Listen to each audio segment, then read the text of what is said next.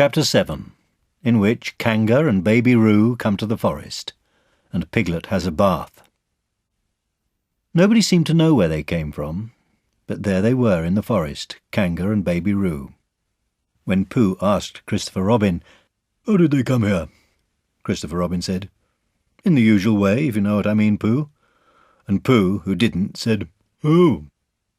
Then he nodded his head twice and said, "In the usual way, ah." Then he went to call upon his friend Piglet to see what he thought about it. And at Piglet's house he found Rabbit. So they all talked about it together. "What I don't like about it is this," said Rabbit. "Here are we, you, Pooh, and you, Piglet, and me, and suddenly—" "And Eeyore," said Pooh. "And Eeyore, and then suddenly—" "And Owl," said Pooh. "And Owl, and then all of a sudden—" "Oh, and Eeyore," said Pooh, "I was forgetting him." "Here we are," said Rabbit, very slowly and carefully, "all of us. And then suddenly we wake up one morning, and what do we find? We find a strange animal among us. An animal of whom we have never even heard before. An animal who carries her family about with her in her pocket. Suppose I carried my family about with me, in my pocket. How many pockets should I want?" "16," said Piglet. "Well, 17, isn't it?" said Rabbit. "And one more for a handkerchief. That's 18. 18 pockets in one suit. I haven't time."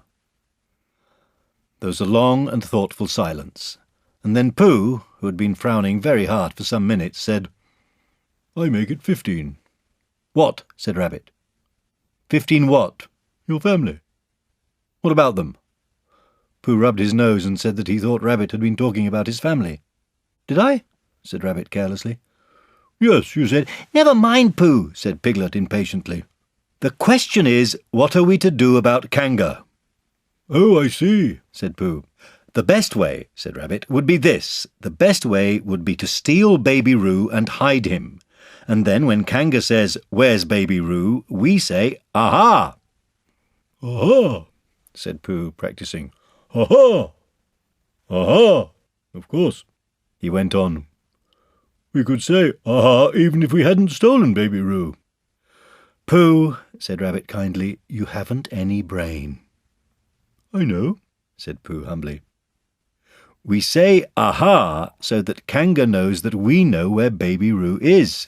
'Aha!' means, 'We'll tell you where Baby Roo is if you promise to go away from the forest and never come back.' Now don't talk while I think." Pooh went into a corner and tried saying, "Aha!" in that sort of voice. Sometimes it seemed to him that it did mean what Rabbit said, and sometimes it seemed to him that it didn't. "I suppose it's just practice," he thought. "I wonder if Kanga will have to practice too, so as to understand it." "There's just one thing," said Piglet, fidgeting a bit. "I was talking to Christopher Robin, and he said that a Kanga was generally regarded as one of the fiercer animals. I'm not frightened of fierce animals in the ordinary way, but it is well known that if one of the fiercer animals is deprived of its young, it becomes as fierce as two of the fiercer animals, in which case, 'Aha!' is perhaps a foolish thing to say." "Piglet," said Rabbit, taking out a pencil and licking the end of it, "you haven't any pluck." "It is hard to be brave," said Piglet, sniffing slightly, "when you're only a very small animal." Rabbit, who had begun to write very busily, looked up and said, "It is because you are a very small animal that you will be useful in the adventure before us." Piglet was so excited at the idea of being useful that he forgot to be frightened any more, and when Rabbit went on to say that Kangas were only fierce during the winter months, being at other times of an affectionate disposition, he could hardly sit still, he was so eager to begin being useful at once. "What about me?" said Pooh sadly. "I suppose I shan't be useful." "Never mind, Pooh," said Piglet comfortingly. "Another time, perhaps." "Without Pooh," said Rabbit solemnly as he sharpened his pencil, "the adventure would be impossible." "Oh," said Piglet, and tried not to look disappointed. But Pooh went into a corner of the room and said proudly to himself, "Impossible without me. That sort of bear." "Now listen, all of you," said Rabbit when he had finished writing, and Pooh and Piglet sat listening very eagerly with their mouths open. This was what Rabbit read out. Plan to capture Baby Roo. 1. General remarks. Kanga runs faster than any of us, even me. 2. More general remarks. Kanga never takes her eye off Baby Roo, except when he's safely buttoned up in her pocket. 3. Therefore. If we are to capture Baby Roo, we must get a long start, because Kanga runs faster than any of us, even me. C1. 4. A thought. If Roo had jumped out of Kanga's pocket and Piglet had jumped in, Kanga wouldn't know the difference, because Piglet is a very small animal. 5. Like Roo. 6. But Kanga would have to be looking the other way first, so as not to see Piglet jumping in. 7. C2. 8. Another thought. But if Pooh was talking to her very excitedly, she might look the other way for a moment. 9. And then I could run away with Roo. 10. Quickly. 11. And Kanga wouldn't discover the difference until afterwards. Well, Rabbit read this out proudly, and for a little while after he had read it nobody said anything, and then Piglet, who had been opening and shutting his mouth without making any noise, managed to say very huskily, "And afterwards?" "How do you mean?" "When Kanga does discover the difference." "Then we all say, aha!" "All three of us?" "Yes." "Oh." "Why, what's the trouble, Piglet?" "Nothing," said Piglet. "As long as we all three say it." "As long as we all three say it," said Piglet, "I don't mind," he said. "But I shouldn't care to say, aha, by myself. It wouldn't sound nearly so well. By the way," he said, "you are quite sure about what you said about the winter months?" "The winter months?" "Yes, only being fierce in the winter months." "Oh, yes, that's all right. Well, Pooh, you see what you have to do?" "No," said Pooh, "not yet," he said. "What do I do?" "Well, you just have to talk very hard to Kanga, so as she doesn't notice anything." "Oh, what about?" "Anything you like." "You mean like telling her a little bit of poetry or something?" "That's it," said Rabbit. "Splendid. Now, come along." So they all went out to look for Kanga. Kanga and Roo were spending a quiet afternoon in a sandy part of the forest. Baby Roo was practising very small jumps in the sand, and falling down mouse holes and climbing out of them, and Kanga was fidgeting about and saying, "Just one more jump, dear, and then we must go home." And at that moment who should come stumping up the hill but Pooh. "Good afternoon, Kanga." "Good afternoon, Pooh." "Look at me jumping," squeaked Roo, and fell into another mouse hole. "Hello, Roo, my little fellow." "We were just going home," said Kanga. "Good afternoon, Rabbit. Good afternoon, Piglet." Rabbit and Piglet, who had now come up from the other side of the hill, said, "Good afternoon," and "Hello, Roo." And Roo asked them to look at him jumping, so they stayed and looked. And Kanga looked too. "Oh, Kanga," said Pooh, after Rabbit had winked at him twice, "I don't know if you are interested in poetry at all." "Hardly at all," said Kanga. "Oh," said Pooh. "Roo, dear, just one more jump, and then we must go home." There was a short silence while Roo fell down another mouse hole. "Go on," said Rabbit in a loud whisper behind his paw. "Talking of poetry," said Pooh, "I made up a little piece as I was coming along. It went like this.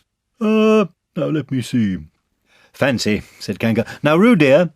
"You'll like this piece of poetry," said Rabbit. "You'll love it," said Piglet. "You must listen very carefully," said Rabbit. "so as not to miss any of it," said Piglet. "Oh, yes," said Kanga, but she still looked at Baby Roo. "How did it go, Pooh?" said Rabbit. Pooh gave a little cough and began. "Lines written by a bear of very little brain. On Monday, when the sun is hot, I wonder to myself a lot, now is it true or is it not, that what is which and which is what? On Tuesday, when it hails and snows, the feeling on me grows and grows that hardly anybody knows if those are these or these are those. On Wednesday, when the sky is blue, and I have nothing else to do, I sometimes wonder if it's true that who is what and what is who. On Thursday, when it starts to freeze, and hoarfrost twinkles on the trees, How very readily one sees that these are whose, but whose are these? On Friday— Yes, it is, isn't it? Said Kanga, not wanting to hear what happened on Friday. Just one more jump, Roo dear, then we really must be going. Rabbit gave Pooh a hurrying up sort of nudge. Talking of poetry, said Pooh quickly, have you ever noticed that tree right over there? Where? Said Kanga. Now, Roo. Right over there, said Pooh, pointing behind Kanga's back. No, said Kanga. Now jump in, Roo dear, and we'll go home. You ought to look at that tree right over there, said Rabbit. Shall I lift you in, Roo? And he picked up Roo in his paws. I can see a bird in it from here, said Pooh. Or is it a fish? You ought to see that bird from here, said Rabbit, unless it's a fish. It isn't a fish, it's a bird, said Piglet. So it is, said Rabbit. Is it a starling or a blackbird? Said Pooh. That's the whole question, said Rabbit. Is it a blackbird or a starling? And then at last Kanga did turn her head to look. And the moment that her head was turned, Rabbit said in a loud voice, In you go, Roo! And in jumped Piglet into Kanga's pocket, and off scampered Rabbit with Roo in his paws as fast as he could. Why, where's Rabbit? Said Kanga, turning round again. Are you all right, Roo dear? Piglet made a squeaky Roo noise from the bottom of Kanga's pocket. Rabbit had to go away, said Pooh. I think he thought of something he had to go and see about suddenly. And Piglet? I think Piglet thought of something at the same time, suddenly. Well, we must be getting home, said Kanga. Goodbye, Pooh. And in 3 large jumps she was gone. Pooh looked after her as she went. I wish I could jump like that, he thought. Some can and some can't, that's how it is. But there were moments when Piglet wished that Kanga couldn't. Often, when he had had a long walk home through the forest, he had wished that he were a bird. But now he thought jerkily to himself at the bottom of Kanga's pocket, If this is flying, I shall never really take to it. And as he went up in the air, he said, Ooh! And as he came down, he said, Ow! And he was saying, Ooh! Ow! Ooh! Ow! Ooh! Ow! All the way to Kanga's house. Of course, as soon as Kanga unbuttoned her pocket, she saw what had happened. Just for a moment she thought she was frightened, and then she knew she wasn't, for she felt quite sure that Christopher Robin would never let any harm happen to Roo. So she said to herself, If they are having a joke with me, I will have a joke with them. Now then, Roo dear, she said, as she took Piglet out of her pocket. Bedtime. Aha! Said Piglet as well as he could after his terrifying journey. But it wasn't a very good aha, and Kanga didn't seem to understand what it meant. Bath first, said Kanga in a cheerful voice. Aha! Said Piglet again, looking around anxiously for the others. But the others weren't there. Rabbit was playing with baby Roo in his own house, and feeling more fond of him every minute, and Pooh, who had decided to be a Kanga, was still at the sandy place on the top of the forest, practising jumps. I'm not at all sure, said Kanga in a thoughtful voice, that it wouldn't be a good idea to have a cold bath this evening. Would you like that, Roo dear? Piglet, who had never been really fond of baths, shuddered a long, indignant shudder, and said in as brave a voice as he could, Kanga, I see the time has come to speak plainly. Funny little Roo, said Kanga, as she got the bath water ready. I am not Roo, said Piglet loudly. I am Piglet. Yes, dear, yes, said Kanga soothingly, and imitating Piglet's voice too, so clever of him, she went on as she took a large bar of yellow soap out of the cupboard. What will he be doing next?